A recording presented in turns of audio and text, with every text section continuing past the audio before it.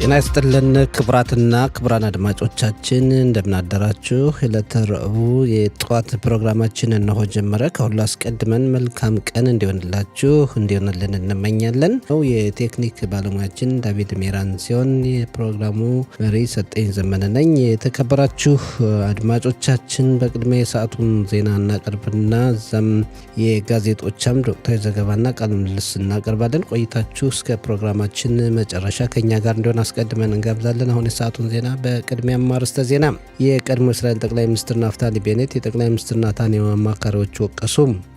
የመከላከያ ሚኒስትር እስራኤል በሰሜን ጋዛ ሰርጥ የሰፈራ ቀበሌ ታቋቁማለች ብለው መናገራቸውን አሜሪካ በጥብቅ ነቀፈች። የቴል አቪቭ አውራጃ ፖሊስ አዛዥ ሃይም ሳርግሮፍ በቤታቸው ህገወጥ ግንባታ ፈጽመዋል ተባለ።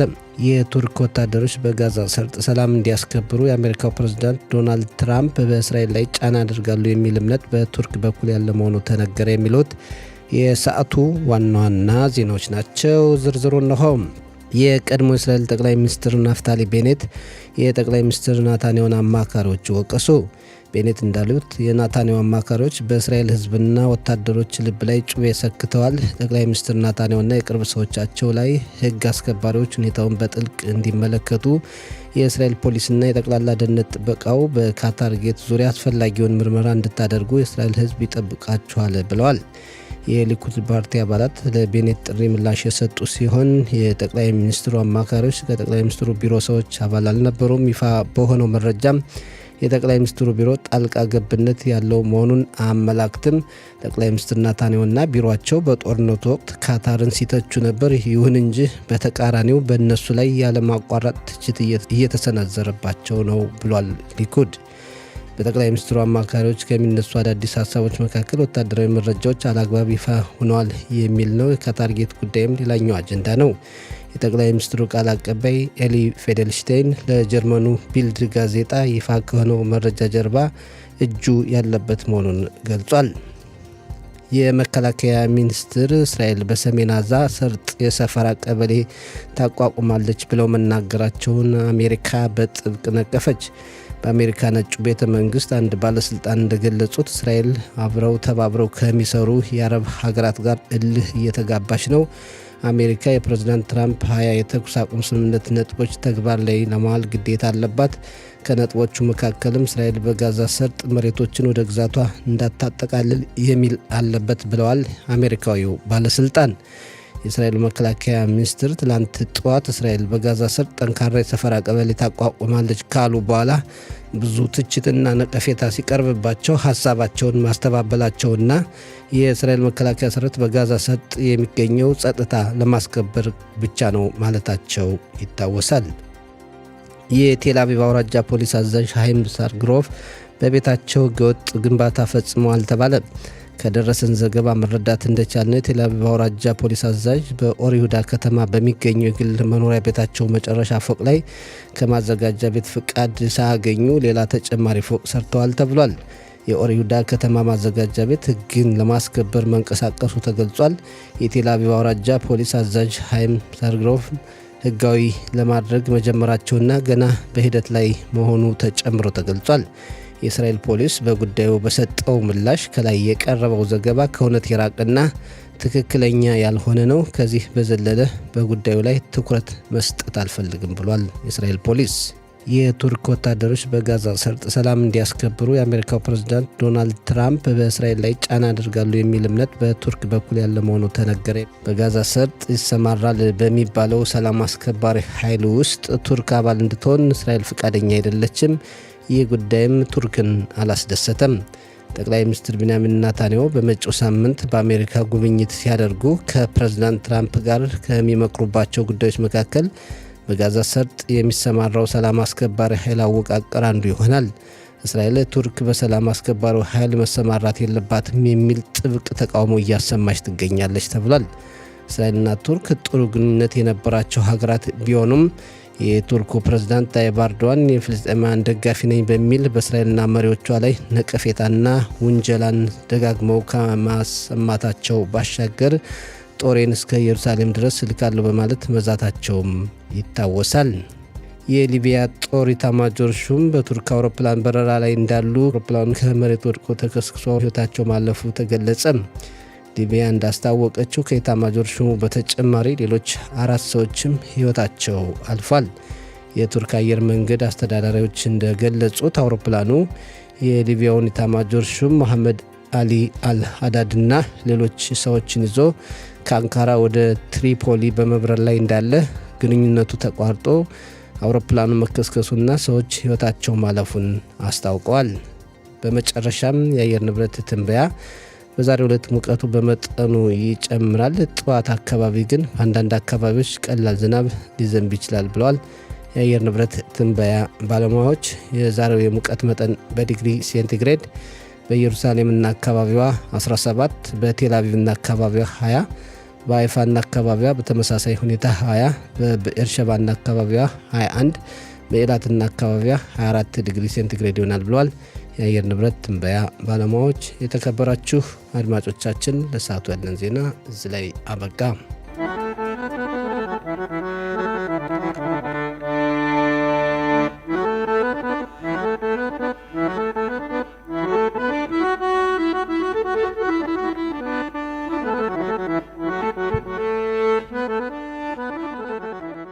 የተከበራችሁ አድማጮቻችን ከዚህ ቀጥለን የዛሬ ጋዜጦች ለአንባቢያን ያቀረቧቸውን ዋና ዋና ዘገባዎች ባጭሩ እንመለከታለን።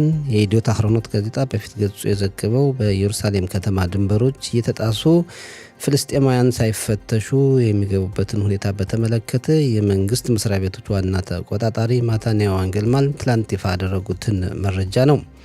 እንደ መንግስት መስሪያ ቤቶች ዋና ተቆጣጣሪ ሪፖርት ከሆነ ኢየሩሳሌም ድንበር በተገቢ ሁኔታ እንዳልተጠበቀና ይህም ፍልስጤማውያን የተለያዩ ድንበሮችን ጥሰው ሳይፈተሹ ወደ እስራኤል ግዛት በቀላሉ እንዲገቡ መሆኑና ሁኔታው በደህንነትም ሆነ በምጣኔ ሀብት ዙሪያ ከፍተኛ ጉዳት ስላለው የመንግስት ባለስልጣናት አስፈላጊውን እርምጃ መውሰድ ያለባቸው መሆኑና ድንበሩን ማስከበር እንደሚገባቸው ገልጸዋል።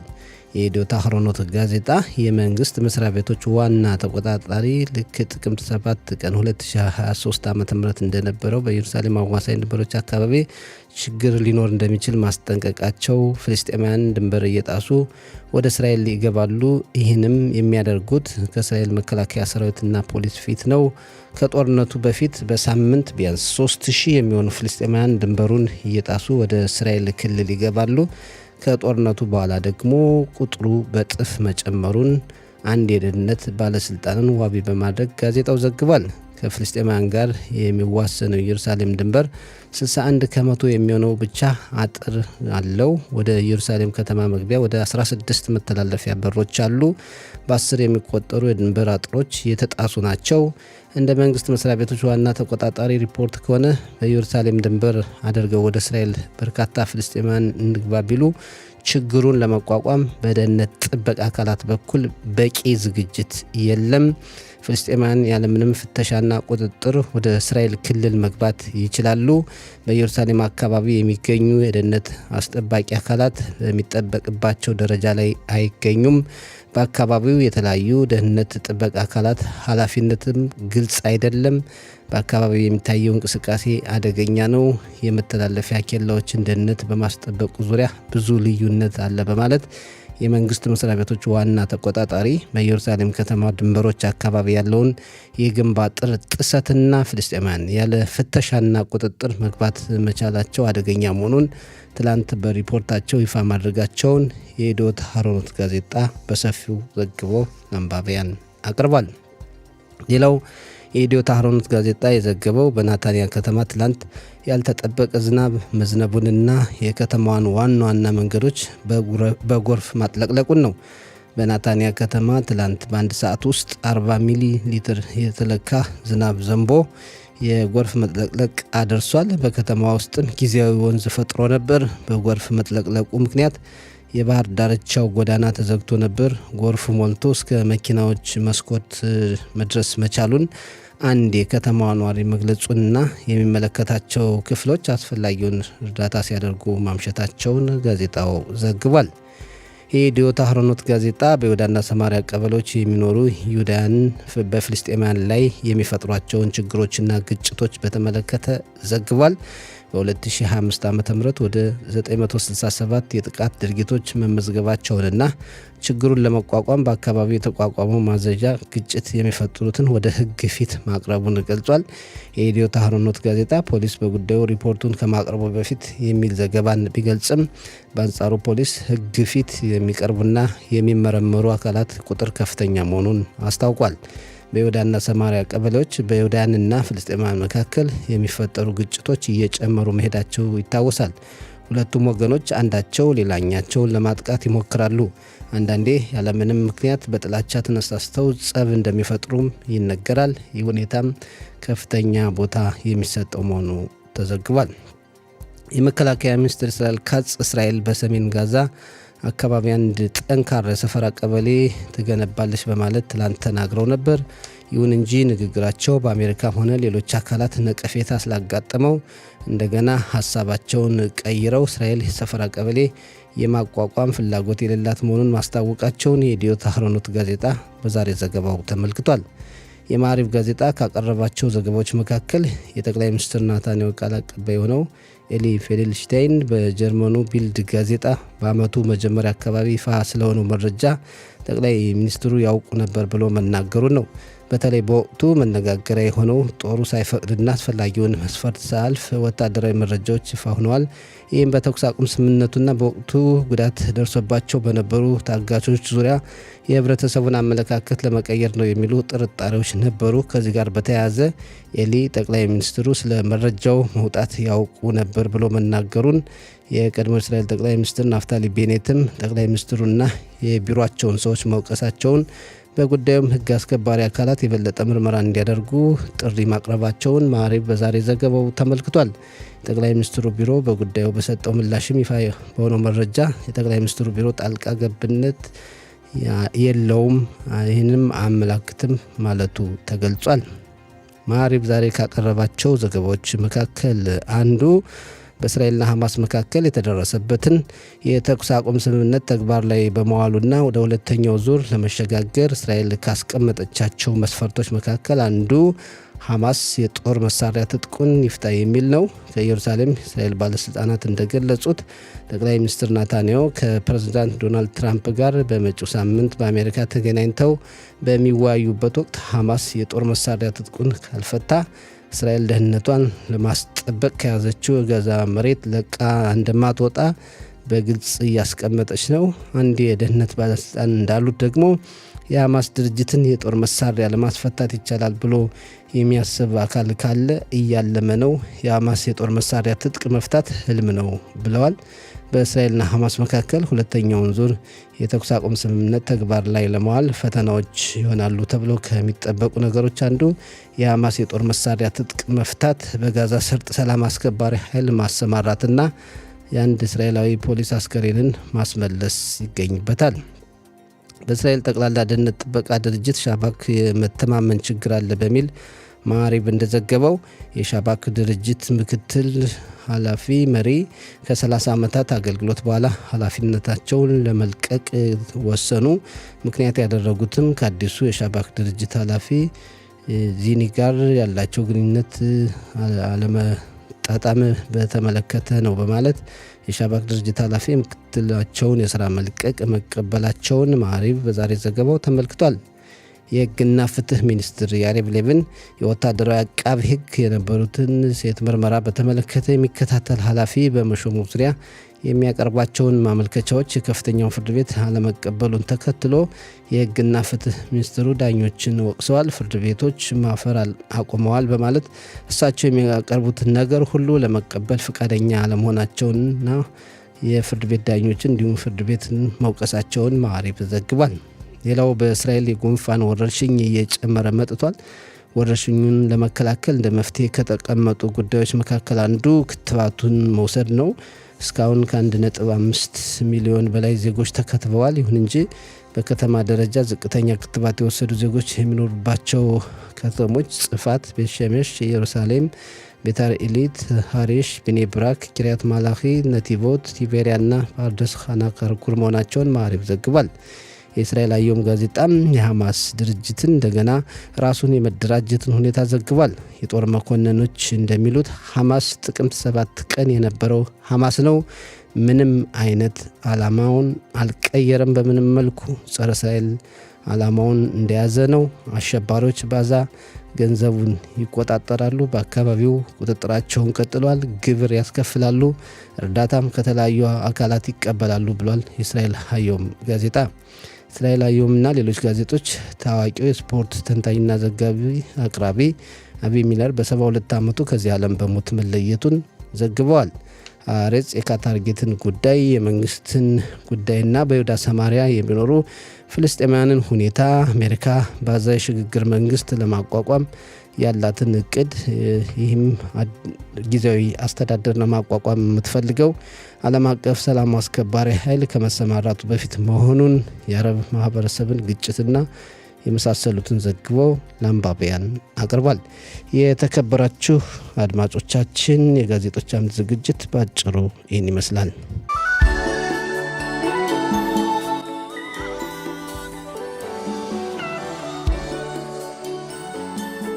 የተከበራችሁ አድማጮቻችን ስርጭታችን እንደቀጠለ ነው። አሁን ወቅታዊ ዘገባ እናቀርባለን። ጋቢ ወርቁ ወቅታዊ ዘገባዎችን እንዲመለከት ጋብዘነዋል። እንዴት አደርክ ጋቢ? ሰላም ጤና ይስጥልኝ። እንደምን አደርክ ሰጠኝ? እንዲሁም አድማጮቻችን ደህና ነን፣ እናመሰግናለን። አይ ምንም በደስታ ነው።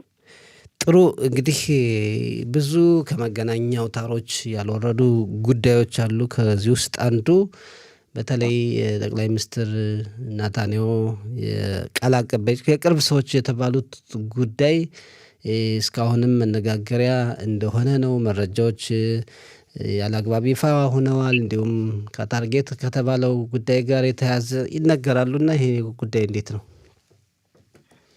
አሁን እንግዲህ በመጀመሪያ ደረጃ በእውነት ጠቅላይ ሚኒስትር ቢንያሚን ኔታንያሁን በተመለከተ በርካታ ነገሮች በጣም ጥቃቅን ነገሮች፣ ትንሽ ነገሮች ቢሆኑም ወዲያውኑ ጎልተው ይወጣሉ። በተለይ መገናኛ ብዙኃን ይህንም በሰፊው በተደጋጋሚ ይዘግቡታል። ከጠቅላይ ሚኒስትሩ ጋር ለማገናኘትም የሚደረገው ጥረት እጅግ በጣም ከፍተኛ ነው። በተለይ የጠቅላይ ሚኒስትሩ የድሮ አማካሪ የነበሩት ኤሊ ፔደልሽቴን እንዲሁም ደግሞ ዮናታን ኦርሊህ የጠቅላይ ሚኒስትር ቢንያሚን ኔታንያሁ አማካሪ ናቸው። እነሱም በተመለከተ በመጀመሪያ እጅግ በጣም ሚስጥራዊ የሚባል ዶክሜንት ለጀርመን መገናኛ ብዙኃን አስተላልፋችኋል የሚል ሁኔታ አለ። ይህን በተመለከተ ጠቅላይ ሚኒስትሩ ያውቃሉ ወይስ አያውቁም በሚለው ላይ በትላንትናው ዕለትም ይሄ ኤሊ ፔልድሽቴን ባደረገው ቃለ ምልልስ በካን የቴሌቪዥን ጣቢያ ባደረገውም ቃለ ምልልስ በዚያ ላይም አዎ ጠቅላይ ሚኒስትሩ ያውቃሉ፣ በዚህ ላይም ደግሞ ዮናታን ኦርሊህ ባለው የጠቅላይ ሚኒስትሩ አማካሪ ከእሳቸው ጋርም ንግግር ነበረ የሚል ሁኔታም በዚህ ላይ እየተነገረ ያለበት ሁኔታ ነው ያለ። ይሄ ምንኛ እውነት ነው? ከዚህ በፊት ኤሊ ፔልድሽቴን አይ ጠቅላይ ሚኒስትሩ አውቁም ጭራሽ ይሄ ያደረኩት እኔ ነኝ በሚል ሁኔታ ቃላቸውን በፖሊስም በሌላም ቦታ ሰጥተው ነበር። አሁንስ እንደገና ምን ተቀየረ? ምን ተለወጠ? ይህንን ያሉበት ምክንያት ምንድን ነው የሚለው ሁኔታ አለ። አንዳንዶች እንደሚሉት ከሆነ አሁን ኤሊ ፔልድሽቴን ባሉት እንደገና ቃላቸውን 2-3 ጊዜ ቀይረዋል። ይህን የቀየሩበት ምክንያት ምናልባትም ያስፈራሯቸው ነገር አለ፣ በተለይ በአቃቢ ሕግ በኩል ወይም ደግሞ ይህንን ብታደርግ ልናቃልልልህ ወንጀሉን የገባህበትንን ወንጀል ልናቃል እንችላለን የሚል ሁኔታ ተስፋ ሰጥተውታል የሚል ሁኔታ አለ። ብቻ ጠቅላይ ሚኒስትሩን በዚህ ላይ ስጠን እንጂ እኛ ደግሞ አንተ በተመለከተ ምናልባት ልናቃልልህ እንችላለን የሚል ተስፋ ተሰጥቶታል። የዚያ ሳይሆን አይቀርም የሚሉም አሉ። በተለይ እሱ የህግ ጠበቃ የነበሩት ይህንን እንዲያውም ውሸታም በሚል አስተባብለውታል። ማለትም የተናገረውን ቃል ማለት ነው። ስለዚህ በአጠቃላይ እንደምናየው ከሆነ ሁሉም አቅጣጫቸው መድረስ የሚፈልጉ ከጠቅላይ ሚኒስትሩ ነው። እነዚህንን አማካሪዎችን በእውነት የሚፈልጓቸው መስሎ አይታይም። ካተርጌት የሚባለውን በተመለከተ ወይም ደግሞ ከካታር ጋር ከግንኙነት አላቸው። ከዚያም ደግሞ ለነሱ የካታርን ስም ለማግዘፍ እና ጥሩ አድርጎም ለማሳየት የሚያሳዩ ሁኔታ ስራዎችን ከዚህ ሰርተዋል።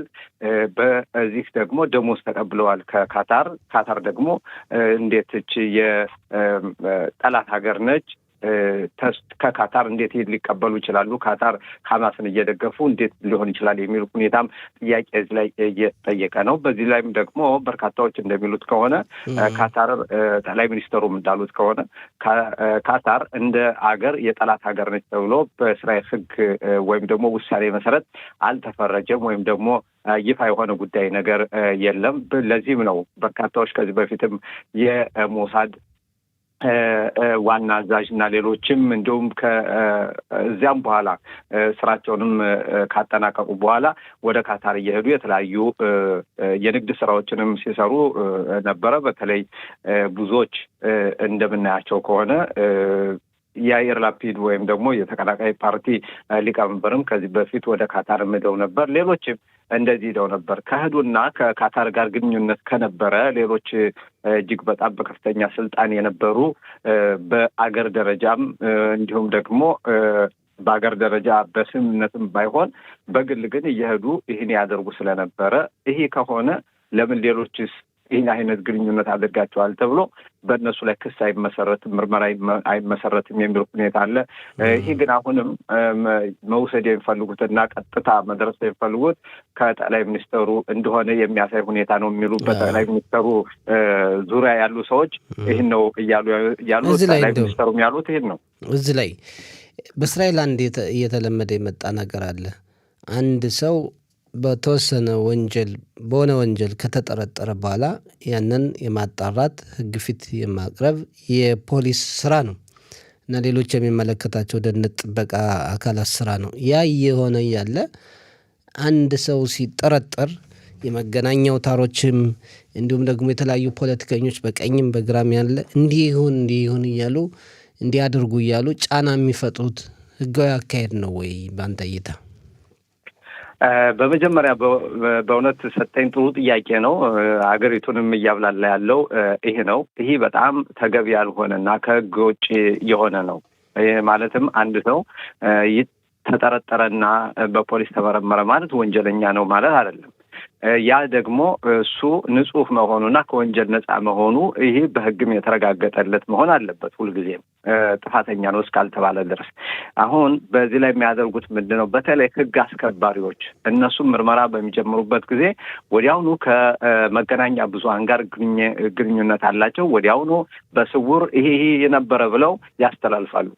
ከዛ በኋላ ጋዜጠኞች ደግሞ ይህን ተቀብለው እጅግ በጣም አንዱን ወደ 100 አባስተው ይህን በሚፈልጉት አጀንዳ ወደሚፈልጉት መንገድ ይወስዱታል። አሁን ምንድን ነው እኛ የሚፈለገው አሁን በእውነት በጥያቄ ላይም ሰጠኝ እንዳቀረብከው እውነት እንዲወጣ ነው መሆን ያለበት። እውነት እንዲወጣ ከሆነ አንድ ሰው ተጠርጣሪ በሚሆንበት ጊዜ ትክክለኛ ወንጀለኛ ነው ወይስ እንዲሁ ጥርጣሬ ነው፣ በወንጀል ደረጃ ምን አይነት ድርሻ አለው የሚለውን ሁኔታ ያለ ማጣራት ከጋዜጠኞች ወይም ከመገናኛ ብዙሃን ወጣ ብሎ ፖሊስ ነው ያንን መመርመር ያለበት። መርምሮ ካጠናቀቀ በኋላ አይ ምርመራውን አካሂደናል ውጤቱ ነው ብለው ማስተላለፍ ያለባቸው። ከዚያ በኋላ ወይም ወደ ጥፋተኛ ነው ወደሚለው ወደ ክስ የሚመሰረትበት ከሆነ አይ እንዲህ ክስ ተመስርቶበታል፣ ከዚያ በኋላ ደግሞ ፍርድ ቤት ጉዳዩን ያጣራ ብሎ ያን ነበረ ማቅረብ ያለበት። ግን ይህ ገና ወዲያውኑ ምርመራ ሊከፈት ሲል ወይም ገና ሳይከፈት አስቀድሞ አይ በዚህ ላይ ተጠርጥሯል፣ ይህን አድርጓል፣ ወዲያውኑ ሁሉም ይሄ ጋዜጠኞች በሙሉ እንዳለ ተነስተው በሚፈልጉት አይወዱት ሰው ከሆነ ማለት ነው። አንድ ሰው በቀኝም ይሁን በግራም ይሁን የማይወዱትን ሰው ከሆነ ወዲያውኑ ይጨፈጭፉታል በጋዜጣ። ያ ምንድነው ሰው ይህ ሰው ጥፋተኛ እንደሆነ ህብረተሰቡ በህብረተሰቡ ስነ ልቦናም ጥፋተኛ ነው ተብሎ ገና ሰውየው ምንም ነገር ሳይሆን እንዲፈረጅ ያደርጉታል። ይህ ደግሞ አግባብ ያልሆነና ትክክል ያልሆነ የተበላሸ የተበላሸ አካሄድ እየሄደ ያለው ምንድን ነው? ይህ ነው። ከዚህ በፊትም እንግዲህ ንጉሠ ሰለሞንም ብሎታል በኮሄለት ወይም ደግሞ በመጽሐፈ መክብብ ላይ ምንድን ነው ፍርድ ካለበት ቦታ ክፉ ነገር አለ ብሏል በዚህ ላይ። ስለዚህ አሁን ምንድን ነው ይህንን ነገር ሰዎቹ አስቀድመው ለምሳሌ ካተርጌትንን በተመለከተ ከዚያ ላይ ምርመራ ተከፍቷል።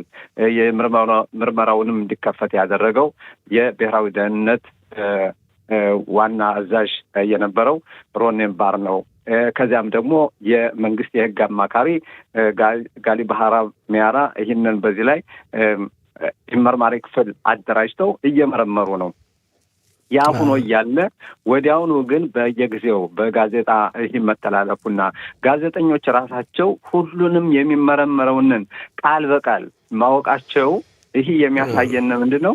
ፖሊስ ከጋዜጠኞቹ ጋር ቀጥታ የመስራትና ምርመራውን አብረው ከጋዜጠኞች ጋር የማድረግ ዘገባዎችን ማቅረብ ነገሮች ሊኖሩ ይችላሉ። ግን አንዳንድ ጊዜ በቃ የህብረተሰቡን እይታ ለማስለወጥ የሚደረጉ ጥረቶች በፖለቲከኞችም በኩል አሉና እንደዚህ አይነት ነገሮች ቢቀሩ ጥሩ ነው። ካለን ጊዜ አንጻር ወደ ሌላ ርዕሰ ጉዳይ ስናልፍ የሐማስ ድርጅት የጦር መሳሪያ ትጥቁን ላይፈታ ይችላል፣ እንዲሁም እንደገና እየተደራጀ ነው የሚሉ ዘገባዎች እየወጡ ነው። እንግዲህ የአሜሪካው ፕሬዝዳንት ካቀረባቸው 20 የተኩስ አቁም ስምምነቶች መካከል አንዱ የጦር መሳሪያ ትጥቁን እንዲፈታ በአካባቢውም ሰላም አስከባሪ ኃይል እንዲቋቋም ነው። ስለዚህ ሐማስ ፈቃደኛ ካልሆነና በቀላሉ ካልፈታ ምን ሊጠብቅ ይችላል? እንግዲህ በእውነት ይህን ጥያቄ በተመለከተ በስምምነት የተደረሰው ስምምነት በእስራኤልና በአደራዳሪዎች አሜሪካ፣ ግብጽ እንዲሁም ካታር ቅድምም ያነሳ ነው ጠላት ሀገር የምትባለው እሷም አደራዳሪ ነች እና በዚህ ላይ ከእስራኤል ጋር ከሐማስ ጋር የተደረገው ስምምነት ምንድን ነው? እስራኤል የተኩስ አቁም ስምምነት ታደርጋለች። ሐማስ ታጋሾችን በሙሉ አስከሬንም በሙሉ ይመልሳል። እስካሁን ድረስ አንድ አስከሬን አለ ያልተመለሰ ገና፣ ሌሎቹ በሙሉ ተመልሰዋል። ከዚያ በኋላ ሐማስ ትጥቁን ይፈታል። በጋዛ ውስጥ ሌላ አስተዳደር ይቀየራል። እንደገናም ደግሞ በተባበሩት መንግስታት በኩል ኃይል ተደራጅቶ ወደ ጋዛ በመምጣት ያ ኃይል ደግሞ ሕግ ያስከብራል የሚል ሁኔታ ነው እንግዲህ በዚህ ላይ ስምምነት የተደረገው። አሁን እንደምናየው ከሆነ ሐማስ ባለፈው 2 ሳምንት አካባቢ የሐማስ የውጭ ፖሊሲ ዋና ኃላፊ ኻለድ ማሻል ያሉትን ነው ሐማስ ጭራሽ ትጥቁን አይፈታም የሚል ሁኔታ አስተላልፈዋል። በዚህም አሁን እንደምንረዳው ከሆነ ሐማስ በጋዛ ውስጥ እንደገና መረብ እየዘረጋ ህብረተሰቡም ግብር እየተቀበለ ሐማስ ማለትም ጋዛን እያስተዳደረ ያለበት እየተስፋፋ ያለበት ሁኔታ ነው ያለ። በእርግጥ እስራኤል አሁንም በጋዛ 51% 52%ቱን ተቆጣጥራ ያለችበት ሁኔታ ነው ያለ እስካሁን ድረስም ቢሆን። በዚህ አካባቢ እስራኤል የሐማስን ትጥቅ የማስፈታት ስራና ከትጥቅ ማጽዳት ስራ ከፍተኛ የሆነ ስራ እየተሰራ ይገኛል። በዚያ እንደውም ተጠናቋል የሚባል ሁኔታ አለ። ግን በሌሎች ቦታዎች ግን ሐማስ አሁንም የተደራጀበትና እየተደራጀ ያለበት ሁኔታ ነው። ከዚያም በኋላ የተባበሩት መንግስታት ወይም ደግሞ በአጠቃላይ በዓለም ያሉ ሀገራት በአንድ ላይ ሆነው ኃይል መስርተው ወደ ጋዛ የሚመጡት ያን በተመለከተ በተለይ አሁን ግብጽ ከሰሞኑ የሰጡት መግለጫ ምንድን ነው? ይህ ኃይል ሐማስን ትጥቅ ሊያስፈታ አይችልም። በስምምነቱ መሰረት ይህ ኃይል ማለትም የተባበሩት መንግስታት ኃይል ወደ ጋዛ የሚገባው ሐማስን ትጥቅ ሊያስፈታ አይደለም የሚል ሁኔታ አለ። ግን የደህንነቱን ጉዳይ ከዚያ ለመቆጣጠርና ምናልባት በእስራኤልና በሐማስ መካከል ያለውን ማን ነው ስምምነቱን የሚያፈርስ የሚለውን ሁኔታ ያን የሚቆጣጠርና ወደፊት ደግሞ ጋዛን መልሶ ግንባታ የሚገነባበትን ሁኔታ የሚቆጣጠርና የሚያይ ሊሆን ይችላል እንጂ ሐማስን ትጥቅን ለማስፈታት ይህ አይደለም ዋና ስራው የሚል ሁኔታ በግብጽ በኩል የወጣው አለ። ስለዚህ አሁን እስራኤል ምንድን ነው ከዚህ ኃይል የምትጠብቀው? ልክ ከዚህ በፊት እንደነበረው በሰሜን በኩል የተባበሩት መንግስታት ኃይል ዩኒፊልድ በሊባኖስ በደቡብ ሊባኖስ የነበረው ልክ ሂዝቦላን ለመቆጣጠር ሌላ ትጥቅ እንዳይታጠቅ የታጠቀውን እንዲፈታ ሊታኒ ከሚባለው ወንዝ እንደውም ወደ ታች ወደ ደቡብ ወደ እስራኤል ሰሜናዊ ክልል እንዳይወርድ ያን ሁሉ ነበረ። መጨረሻ ግን ያየነው ሂዝቦላ እጅግ በጣም ተጠናክሮ በርካታ የጦር መሳሪያዎችን አከማችቶ እንደውም ለረጅም ርቀት ተምዘግዛጊ የጦር መሳሪያዎችን ሚሳኤሎችን ሁሉ እንዲታጠቅ የሆነበት እነሱ በነበሩበት ጊዜ ነው። ይህ ኃይል በነበረበት ጊዜ ነው። አሁንም እስራኤል የምትሰጋው ምንድን ነው? በጋዛ ውስጥ እንደዚህ አይነት ሁኔታ እንዳይፈጠር ይህ የተባበሩት መንግስታት ኃይል አለ ተብሎ ከዚያ በእነሱ ጥላ ተሸሽጎ ሐማስ የጦር መሳሪያዎችን እያከማቸ ከዚያ በኋላ ደግሞ በፈለገው ጊዜ ወደ እስራኤል ጦር የሚከፍትበት ሁኔታ ወይም የሽብር ተግባሩን የመክፈት ሁኔታ ሊያመቸው ይችላል የሚል ሁኔታ አለ። ስለዚህ አሁን የተባበሩት መንግስታት ወይም ይሄ የሚገባው ወደ ጋዛ የሚገባው ኃይል ይገባል ተብሎ የሚጠበቀው ኃይል ያ ሐማስን ትጥቅ ማስፈታ ከሆነ ግዴታ እስራኤል ሐማስን ትጥቅ ማስፈታት አለባት። ይሄ ደግሞ ወደድንም ጠላንም እስራኤል ደህንነቷን ለመቆጣጠር ወይም ደህንነቷን ለማስከበርና የዜጎችን ደህንነት ዋስትና እንዲኖረው ለማድረግ ከተፈለገ አሁንም እስራኤል ብቻ ነች ሐማስን ትጥቅ ማስፈታት የምችለው። ሌሎቹ ግን እንደውም ሊያስታጥቁት ይችላሉ በእነሱ ስር በመሆን እንደውም እንደ ቱርክ አይነቶችን እስራኤል የምትቃወሙ ለዛ ነው።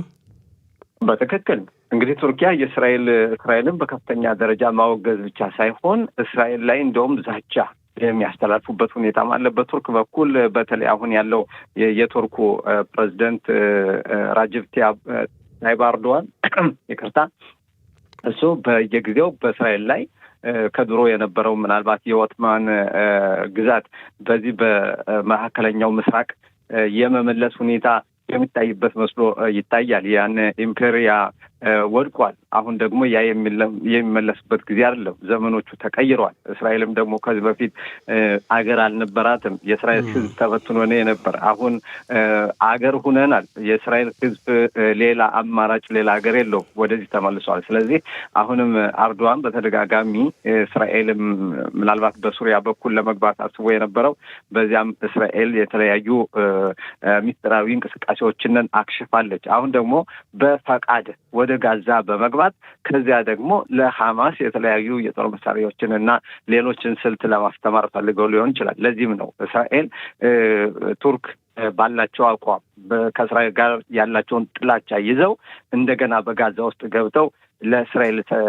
የሚደግፉ ወይም ደግሞ ኔትራል ሆነው መካከለኛ ቦታ ላይ ሆነው ስራ ሊሰሩ ሳይሆን ለሐማስ ደጋፊ ሊሆኑ ነው። እንዲሁም የሐማስ ሽብርተኞች በቱርክ ውስጥ ሁልጊዜም እየተስተናገዱ እዚያም ደግሞ እየተቀመጡበትና ከዚያ ሆነው ቱርክ ከለላ እየሰጠቻቸው ከዚያ ሆነው የሽብር ፈጠራ ድርጊትም የሚፈጽሙበት ሁኔታ አለ። ስለዚህ ቱርክ ወደ ጋዛ ገባች ማለት ቀጥታ ሐማስን የማስታጠቅ ሁኔታ ትጥቅ የማስፈታት ሁኔታ ሳይሆን የማስታጠቅ ሁኔታ ይመጣል። ስለዚህ በእስራኤል በኩልም እየተቃወሙ በእስራኤል መንግስት በኩልም እየተቃወሙ ያሉበትና በአሜሪካን በኩል ማለትም አሜሪካንን በዚህ ላይ ከፍተኛ የሆነ ግፊት በእስራኤል በኩል እየተደረገ ያለው ቱርክ መግባት የለባትም።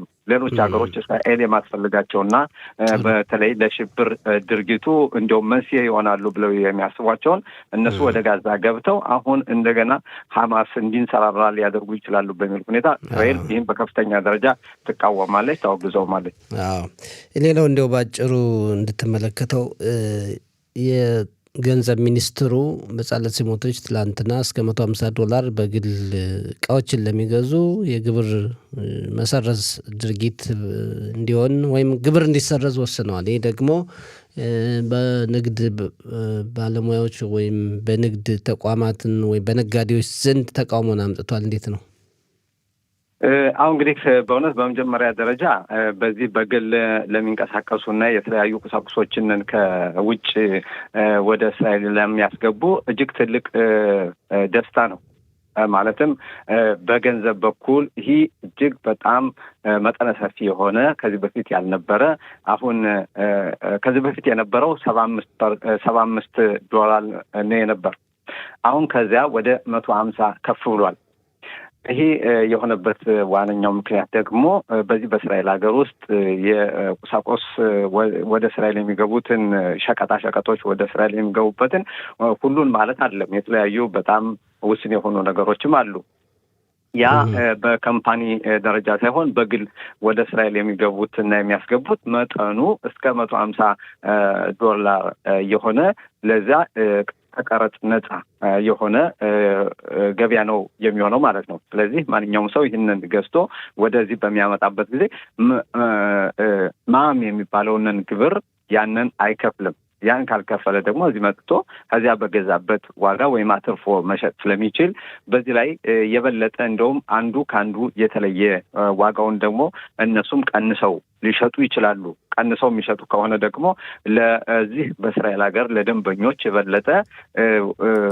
የበለጠ ጥሩ ሊሆን ይችላል፣ የዋጋውም ሊረክስ ይችላል የሚል ሁኔታ በዚህ ላይ እንዲሁም የኑሮ ውድነትንም በከፊሉም ሊቀንስ ይችላል። በዚህ ላይ አሁን የሚቃወሙት ምንድን ነው? በተለይ ይህንን የገንዘብ መጠንን በተመለከተ በኃላፊነት ደረጃ ያሉ በገንዘብ ሚኒስቴር በኩል ያሉት የሚቃወሙት ለምንድን ነው? እስራኤል በዚህ ላይ ይህንን የምታደርግ ከሆነ እስከ በ2026 $2.25 ቢሊዮን ሸቄል ታጣለች። ይህ ደግሞ እጅግ በጣም በርካታ ነገሮችን በርካታ የመንግስት መስሪያዎችንና መስሪያ ቤቶችና ሌሎችን የሚሸፍን ይህን አይነት ገንዘብ ማጣት አንፈልግም። ስለዚህ ቀረጡና ግብሩ መቀጠል አለበት ብለው ያምናሉ። በዚህ ላይ ደግሞ የገንዘብ ሚኒስተር በጻልኤል ስሞትሪች ደግሞ አይ ይህንን ችግር የለም አገሪቱ ይህንን $2.25 ቢሊዮን ያንን ብናጣም ጥሩ ነው፣ ለህብረተሰቡ ትንሽም ድጎማ ያስፈልገዋል የሚል ሁኔታ አለ። ምናልባት አንዳንዶች የምርጫው እየተቃረበ ስለሆነ ይህን ለህዝቡም ለመጥቀስና ይኸው አለሁ እኔ ነኝ ለእናንተ መልካም ነገር ማድረግላችሁ፣ ይኸው የዋጋ ቅናሽ ማድረግላችኋለሁ የሚል ሁኔታም አለ የሚተቹም አሉ። እነዚያኞች ግን ባለሙያዎች የሚሉት ምንድን ነው? የገንዘብ መጠኑ እየቀነሰ ይሄዳል። በመጀመሪያ በዚህ ዓመት ራሱ $1.25 ቢሊዮን ሸቄል እናጣለን። በሚቀጥለው ዓመት ደግሞ $2.25 ቢሊዮን ሸቄል እናጣለን። ስለዚህ ይሄ ነገር መቆም አለበት ነው የሚለው።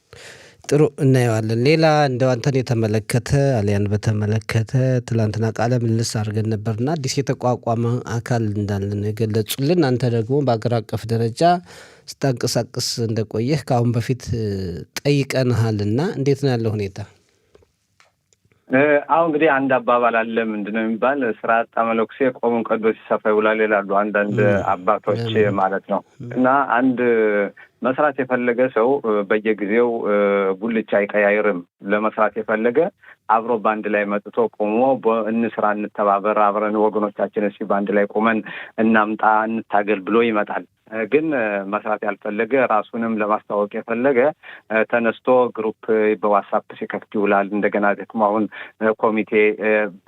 ኮሚቴ ነን ብሎ በመነሳት ከዚያ የሀገር አቀፍ ኮሚቴ ነኝ። እኛ የሀገር አቀፍ ኮሚቴ ከ2018 አንስቶ በአገር አቀፍ ኮሚቴ ስም እየተጠራን የምንገኝና የምንሰራ እኛ ነን። አሁን ቢያንስ እንኳን ስሙን ይቀይሩት፣ ስሙንን ቀይረው ሌላ እንኳን እንደዚህ አይነት ኮሚቴ ነን ማለቱ ይሻላል። ከዚህ ቀደም አንስቶም በየጊዜው ድርጅቶች ይነሳሉ፣ እንደገናም ደግሞ እንደ ጤዛ ይረግፋሉ።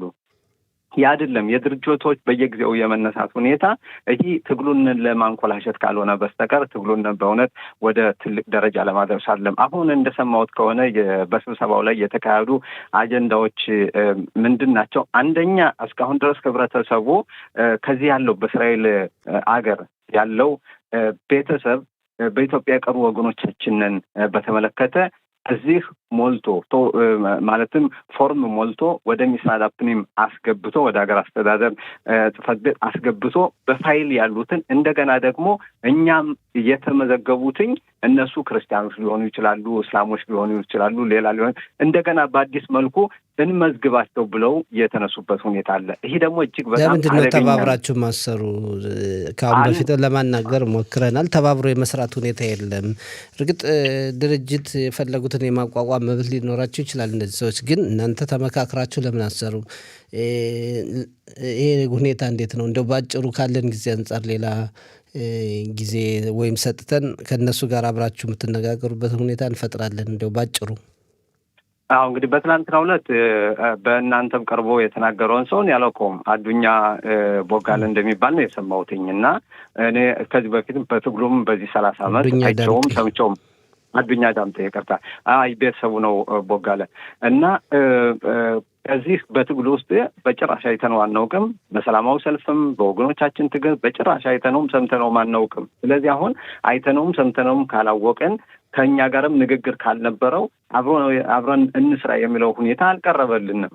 ወይም ደግሞ ይህ ቅሬታ አለን የሚለው ሁኔታ አልቀረበም። ለምሳሌ ቅሬታ አለን ያሉን ሰዎች ከእነሱ ጋር ተገናኝተን ተወያይተን አዎ ይህ ስራው እኛ ሁላችን የምናገለግለው በነጻ አገልግሎት ህብረተሰባችን እዚያ የቀረበው ናቸው ወደ ስራ የሚታ ነው። ስለዚህ አሁንም የሀገር አቀፍ የትግል ኮሚቴ እኔ የመመራው ሁለታችሁን በአንድ መስመር እናድርግና እናነጋግራችሁ ምን ይመስልሃል?